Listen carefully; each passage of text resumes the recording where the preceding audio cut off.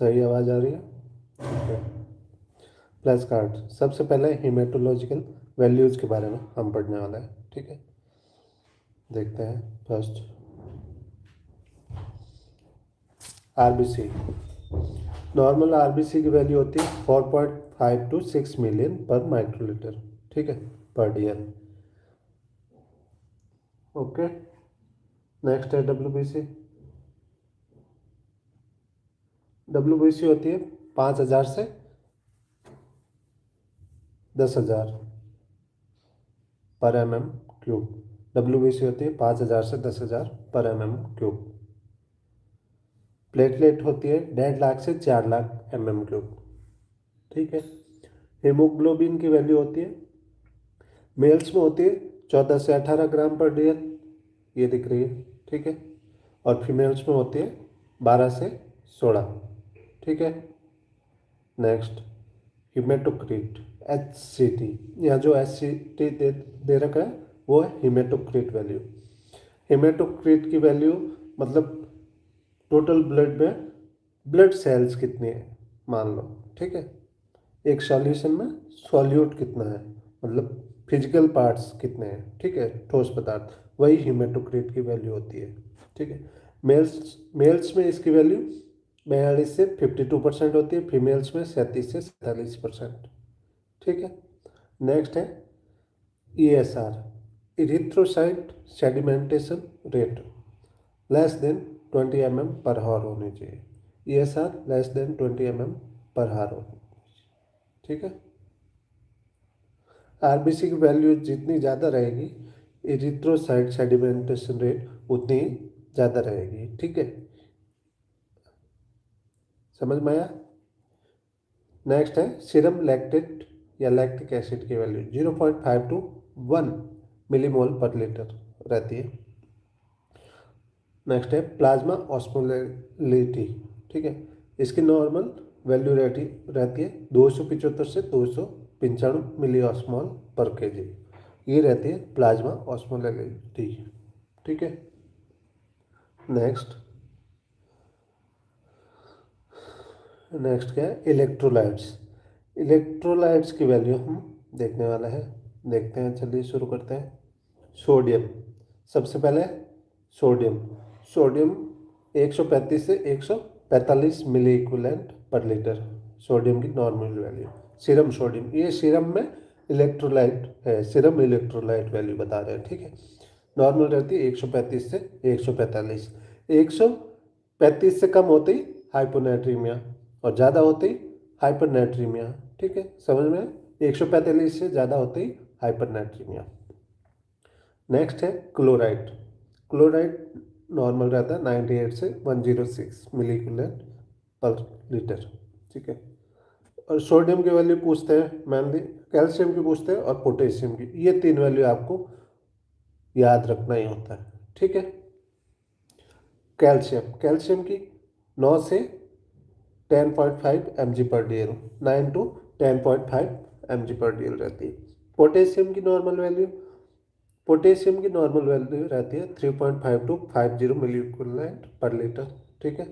Potassium की normal value 3.5 to 5.0 milliequivalent per litre, ठीक है। और पोटेशियम टॉक्सिसिटी कब कहलाती है? जब मोर देन 5.5 हो जाए, ठीक है। पोटेशियम 3.5 से कम होगा तो हाइपोकैलेमिया और 5 से ज़्यादा होगा तो हाइपरकैलेमिया, ठीक है।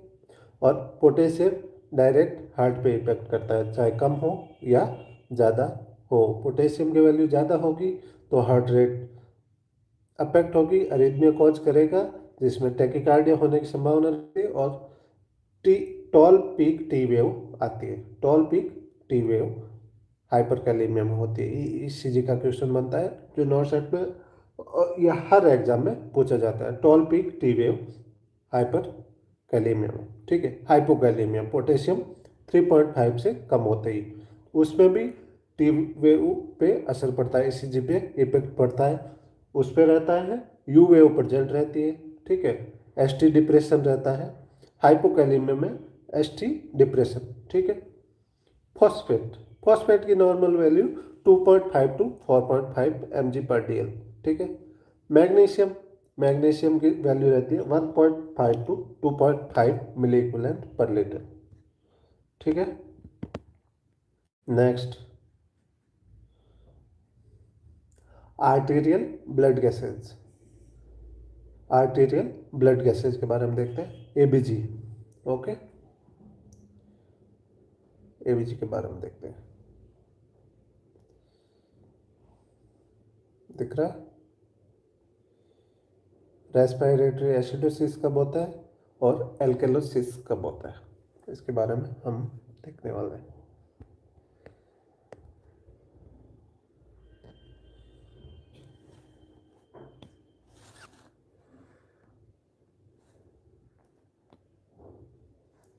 दिख रहा है, रेस्पिरेटरी एसिडोसिस, रेस्पिरेटरी एसिडोसिस में क्या होता है, पीएच कम होती है,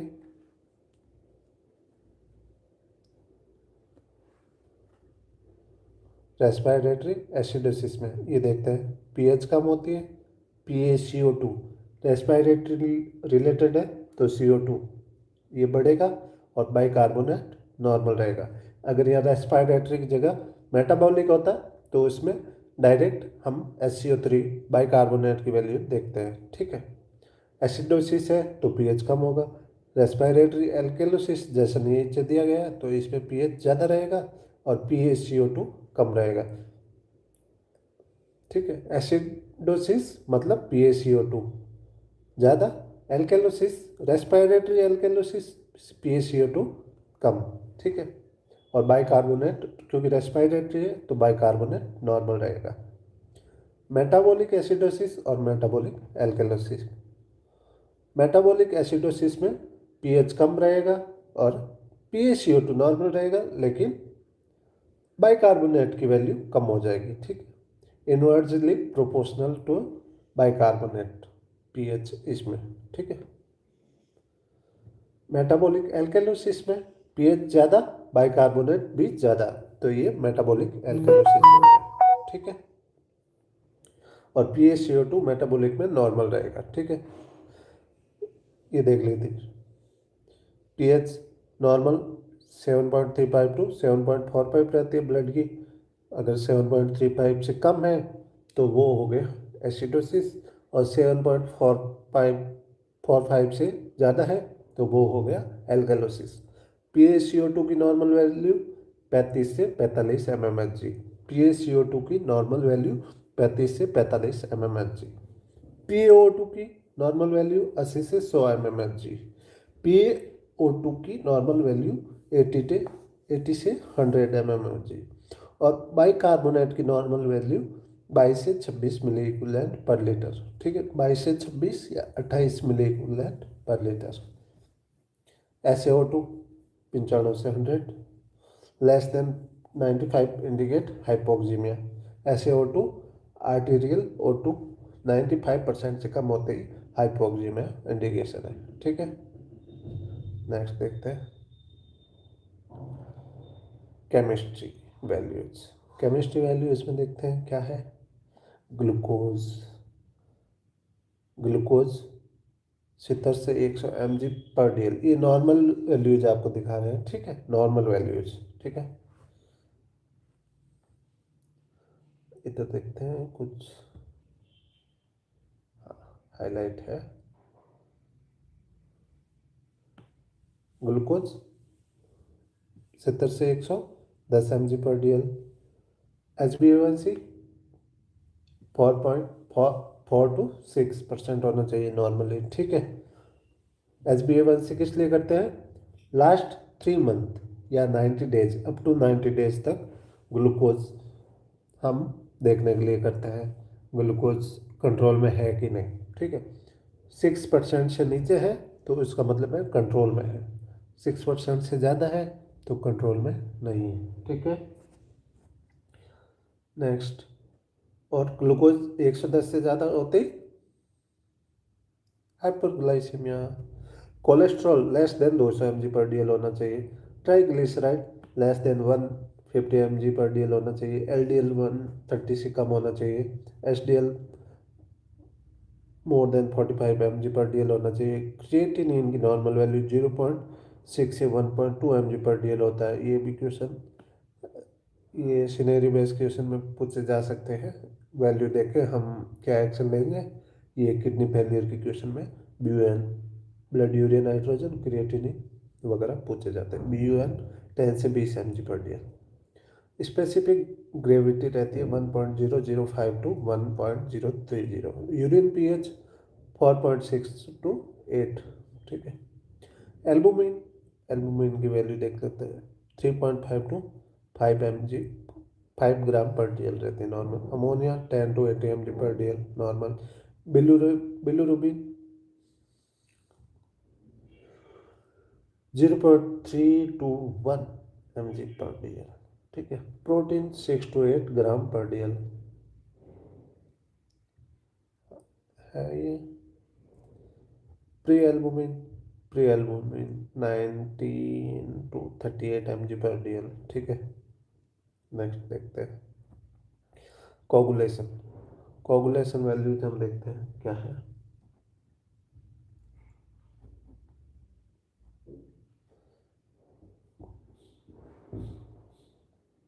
सोडियम वारफेरिन, इसको कुमेडीन भी कहते हैं।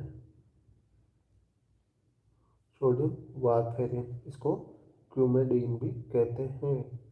इसकी नॉर्मल वैल्यू रहती है 11 से 12.5 सेकेंड। पीटी कुमेडिन सोडियम वारफेरिन के लिए PTINR देखते हैं, PTINR। ठीक है। और हिपेटिन के लिए, हिपेरिन के लिए APTT। ठीक है। सोडियम वारफेरिन कुमेडिन पीटी वैल्यू 11 से 12.5 सेकेंड्स होती है कंट्रोल में। ठीक है। और इसका वारफेरिन का एंटीडोट विटामिन के होता है। ओके। INR, INR वैल्यू रहती है 0.9 टू 1.2।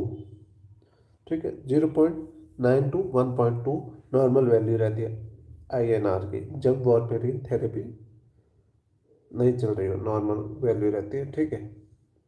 और जब वारफेरिन दे रहे होते हैं तो ये थेरेपेटिक वैल्यू होती है 2 to 3 सेकेंड, मतलब 2.5 से 3 गुना हो जाती है वैल्यू, जो कि नॉर्मल है, थेरेपेटिक वैल्यू है। वारफेरिन अगर चल रहा है नॉर्मल वैल्यू तब 2.3 सेकेंड रहती है, 2 to 3 सेकेंड, जो कि थेरेपेटिक वैल्यू बोलते हैं। और ये नॉर्मल रहती है। अगर 3 से ज़्यादा हो रही है, 4, 5, 6, 7, तो उसको हाथों हाथ वारफेरिन की डोज को होल्ड करना होता है और इन्फॉर्म करना होता है। ठीक है।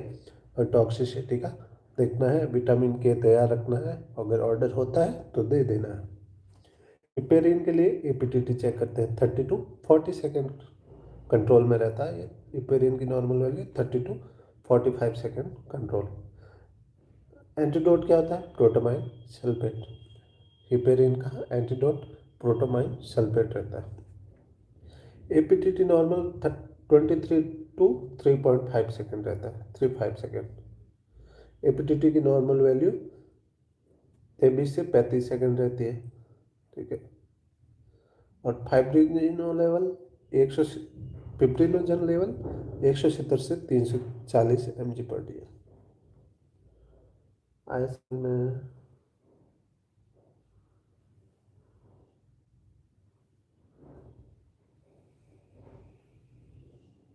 नेक्स्ट हम देखते हैं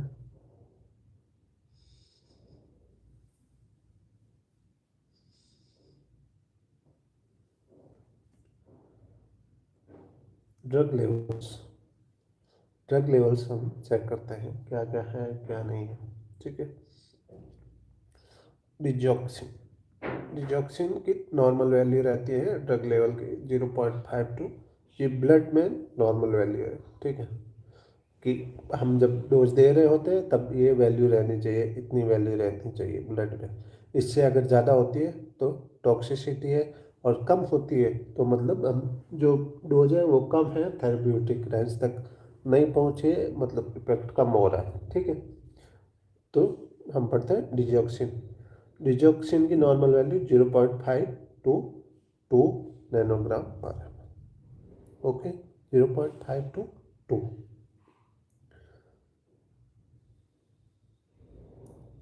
डिजॉक्सिन में हम क्या ध्यान रखते हैं, डिजॉक्सिन देने से पहले हार्ट रेट हम चेक करते हैं, ठीक है। हार्ट रेट चेक करते हैं, अगर हार्ट रेट नॉर्मली एडल्ट में 60 बीट्स पर मिनट से कम हो तो डिजॉक्सिन नहीं देनी होती।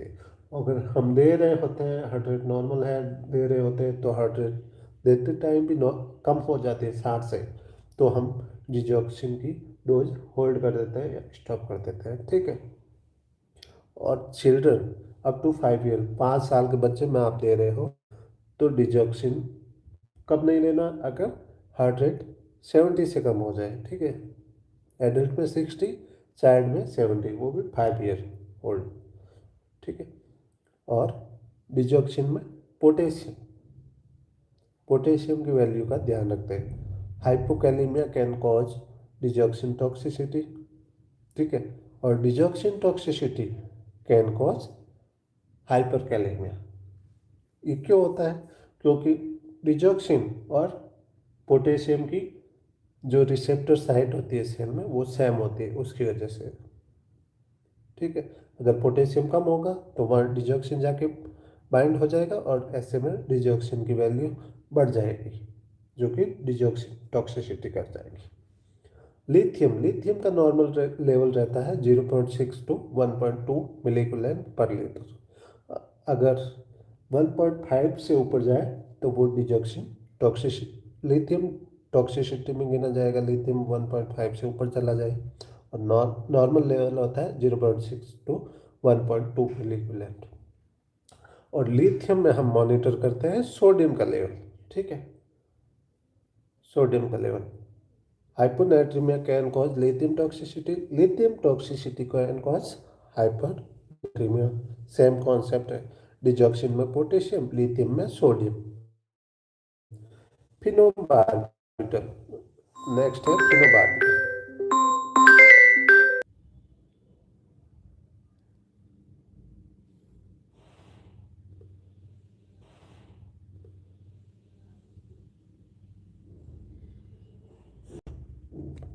ठीक है, पढ़ लिया, देखते हैं नेक्स्ट।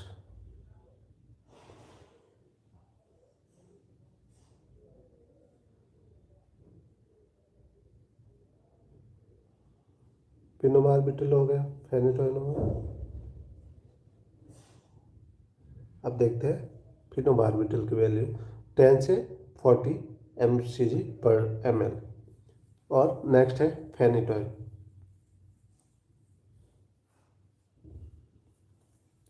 फेनिटोइन की नॉर्मल वैल्यू रहती है 10 से 20 mcg/ml, ठीक है। उससे आगे है ट्यूफाइलिन 10 से 20 mcg/ml। ये कुछ पूछने वाली बात नहीं है इसमें, ठीक है। कार्बामाजिपाइन की 4 से 10 mcg/ml, वाल्प्रोइक की 50 से 100, मैग्नीशियम की 4 से 7 mg। जेंटामाइसिन टॉक्सिसिटी का पूछता है, वो करती है रीनल अफेक्ट करती है, ठीक है। टोब्रामाइसिन, वैंकोमाइसिन, वैंकोमाइसिन करती है ऑटोटॉक्सिसिटी, ठीक है। ये याद रखना है, वैल्यू नहीं पूछते हैं। अब है कन्वर्जेंस, कन्वर्जेंस नेक्स्ट देखते हैं।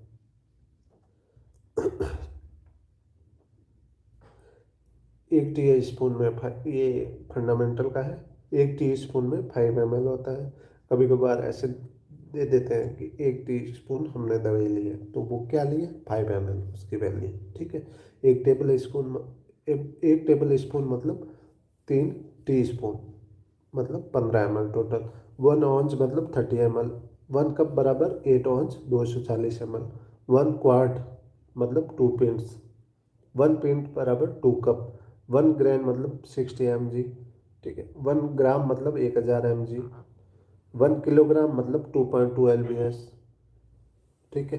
1 lb बराबर 16 ounce।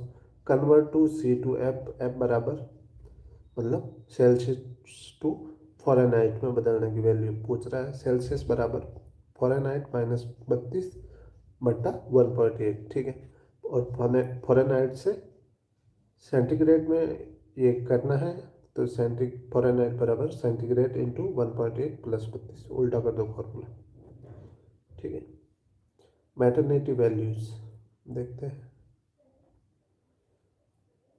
Fetal heart rate normal रहती है 120 to 160 beats per minute. Fetal heart rate normal रहती है 150 to 160 beats per minute. Variability रहती है 60 to 10 beats per minute. Amniotic fluid normal रहता है 500 से 1200 ml, ठीक है। कॉन्ट्रैक्शन 2 से 5 पर minute apart with duration of less than 90 seconds and intensity of 100 mmHg। मतलब 15 मिनट में 5 मिनट के अंतराल में 90 सेकेंड में 3 बार कॉन्ट्रैक्शन होता है, ये पॉजिटिव टेस्ट कहलाता है, ठीक है। कॉन्ट्रैक्शन नॉर्मल रहता है। अबगार स्कोरिंग मतलब ये कॉन्ट्रैक्शन नॉर्मल रहता है, इसका मतलब है ये लेबर के लिए तैयार है। अबगार स्कोरिंग में चेक करते हैं हम अपीयरेंस, पल्स रेट, ग्रीमेज, एक्टिविटी और रिफ्लेक्स इरिटेबिलिटी, ठीक है। हम यहाँ रेस्पिरेटरी रेट नहीं पूछते कभी भी, ठीक है। रेस्पिरेटरी रेट नहीं पूछते, रेस्पिरेटरी अपघात में, ठीक है। कब करते हैं? Done at 1 and 5 minute of birth, ठीक है। इसमें score of 0 for absent, 1 for decrease and 2 for strongly positive. 3 scoring देते हैं पाँचों में, 0, 1 और 2। 0 मतलब नहीं है, 1 मतलब नॉर्मल है, मीडियम है, और 2 मतलब स्ट्रांगली पॉजिटिव है, या जो भी चीज़ हम चेक करें वो पॉजिटिव है, नॉर्मल है, जो होनी चाहिए वो है, ठीक है। Score 7 and above are general normal रहता है, 4 to 6 रहता है तो फैटली लो रहता है, और 3 and below are general critically low रहता है, ठीक है। स्कोर 7 से ज़्यादा रहता है तो बुरा रहता है, नॉर्मल, कुछ नहीं करना है बच्चे को। अगर 7 से कम हो जाए, 7 या 4 से 6 तक रहता है तो उसमें बच्चे को नेजल वेज क्लियर करो, ठीक है, सक्शन करो, O2 दो, ठीक है, इतना ही रहता है। अगर अबगार स्कोर 3 से कम रहता है, इमीडिएट CPR की ज़रूरत है, रिससिटेशन की ज़रूरत है, ठीक है, बच्चा क्रिटिकल कंडीशन में। AVA the umbilical cord has 2 arteries and vein. 2 artery रहती है, 2 अम्बिलिकल आर्टरी रहती है, 1 अम्बिलिकल वैन होती है कॉर्ड में, ठीक है। फीटल अम्बिलिकल आर्टरी और vein. Treatment maternal hypotension after epidural. Epidural देते ही सबसे पहला जो रहता है, हमें साइड इफेक्ट देखने की ज़रूरत रहती है, वो रहती है हाइपोटेंशन। एपिड्यूरल देते ही हाइपोटेंशन होने के चांसेस बहुत ज़्यादा रहता है, उसका ध्यान रखना होता है। तो उसमें क्या करना, स्टॉप इन्फ्यूजन ऑफ पिटोसिन। सबसे पहले पिटोसिन का इन्फ्यूजन बंद करना है। Turn the client on left side में टर्न कर दो। एडमिनिस्टर ऑक्सीजन करो। If hypovolaemia is present push IV fluid, ठीक है। ये रह गया ट्रीटमेंट। ओके, आज के लिए इतना ही, फिर मिलते हैं नेक्स्ट क्लास में नए टॉपिक के साथ, ठीक है। ऐसे ट्रिकी क्वेश्चन जानने के लिए बने रहिए, सब्सक्राइब करें। धन्यवाद।